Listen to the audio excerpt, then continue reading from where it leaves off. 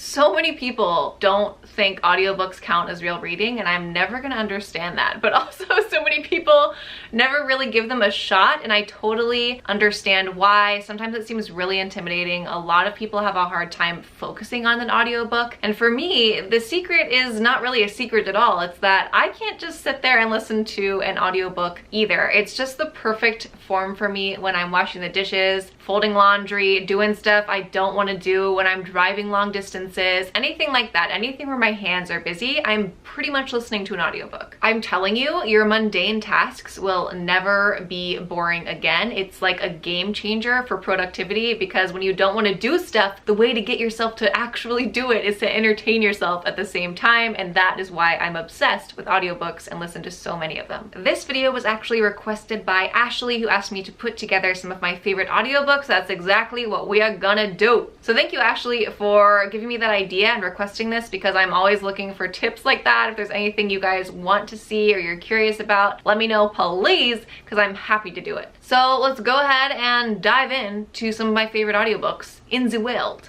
Let's do it. One of my absolute favorites, and I think one of the best ever performed audiobooks, is actually Nosferatu by Joe Hill. I'm gonna ask you a question now that's gonna seem weird and irrelevant, but I promise it's going somewhere. Have you seen Orange is the New Black? If so, then the narrator of this book is Kate Mulgrew, and you're going to recognize her. She is Red, you know, the cook, the prison cook for Orange is the New Black, and when I found that out, it completely blew my mind. I was so impressed with her narration because she does all the voices for all the characters, and she full on commits to performing them to like the best of her ability, and frankly the best of most people's ability, because it's just that good. I was so in love with it that I wanted her to narrate every audiobook ever for the rest of my existence, and I'm still campaigning to force her to do that, so let's all please bug her on Twitter until she concedes. She's just very, very good. And if you haven't read Nosferatu, it is a horror novel. I know not everyone's into that, but a lot of you guys are horror buddies with me. So it is horror. It's a Christmas horror, which is a very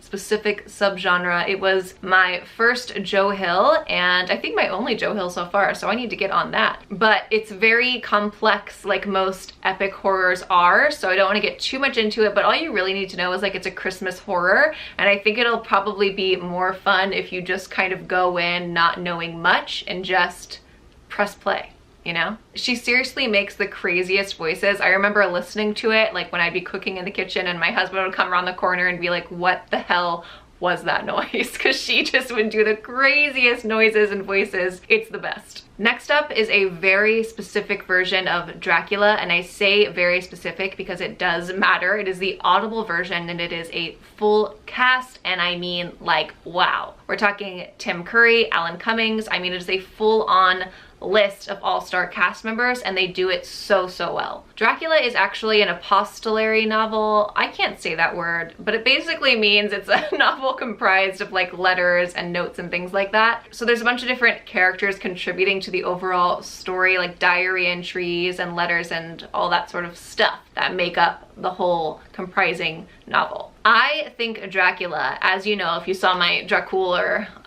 release video for fall of last year, I think Dracula is one of the most underestimated and underread classics, like one of the classics people just kind of forget about. They know the title, but no one ever really reads it, which is kind of a bummer because it's really, really good. It's surprisingly romantic. I think it has something for everybody. It's not just a really cool, epic, sometimes scary vampire story. It's a lot more than that. It's really, really fantastic, and I want to read it again now that I'm talking about it. Next up is a nonfiction, actually. It is Deep, Freediving, Renegade Science, and What the Ocean Tells Us About Ourselves by journalist James Nestor. It's basically exploring everything to do with under the sea and the ocean and how we relate to it as human beings and how it relates to us. This one I recommend because it's just fascinating. You're gonna learn so many cool facts, and it's also really just approachable to get into. This is a good one if you really like podcasts, because at times it feels like that. It feels like you're just getting these cool stories stories and cool tidbits. It's such a compilation of all these different adventures James had while he was researching these topics. So it's just really fun. I really liked it. If you're maybe new to audiobooks, but you listen to podcasts and you're kind of trying to branch over, I really feel like this is a good one,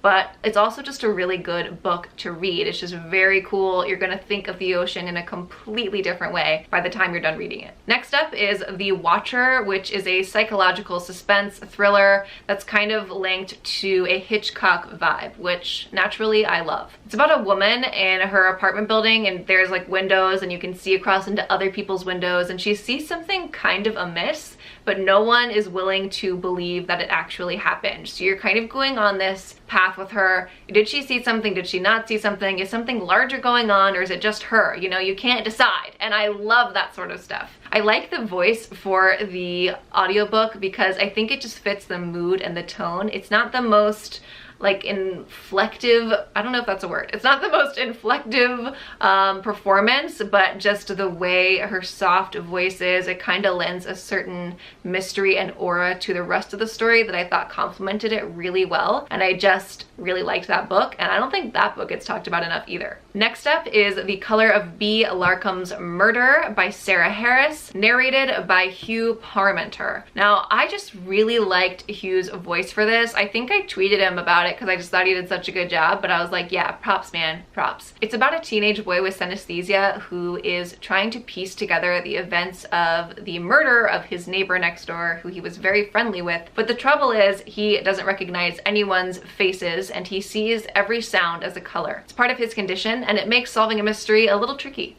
This is also on my best mystery thrillers of 2018 list, and I truly think it was very well done, very well researched, and just really enjoyable. I was invested in that book. The audiobook just did a good job of tying it all together. It gives you a good humor and tone and wit for the character who has this sort of dry humor, and he's kind of a jerk, but you kind of love him for it. I would also be really happy if Hugh Parmenter narrated more books, because I just think he has a talent for it, and I would like to see more. Yes, please. That is technically 5, but I'm gonna give you a bonus one, and that is The Lord of the Rings. I tried for years to read that series, and for me it was extremely difficult to read in a normal format. I don't know why, it's just a hard book to read. If you read that as a teenager, 10,000 points to you. I don't know how you did it, but I certainly couldn't. It took me forever, and I tried multiple times and failed, and that did not make me feel very good, especially because I wanted so much to experience the story. So my little audiobook tip to trick, whatever, for you is that if there's a book that's really hard for you to read, try it on audiobook. I do it with a lot of classics because I think it makes them more approachable and sometimes easier for me to comprehend and take in and understand. I truly believe that some books are better listened to. Some people maybe don't understand that, but let me ask you this. Think about what people did before radio, before TV, before any of that stuff.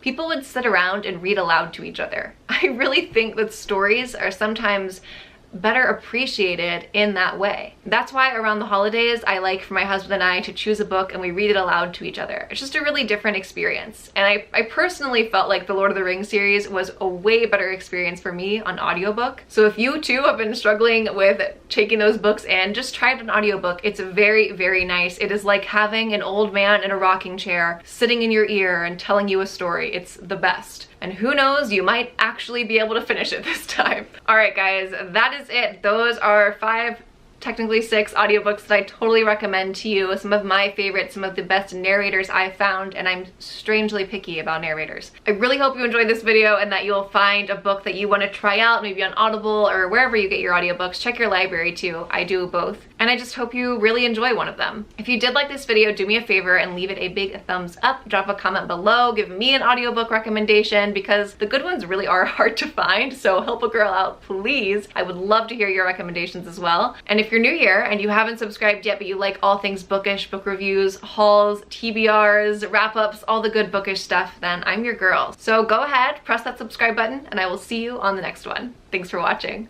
Bye, guys.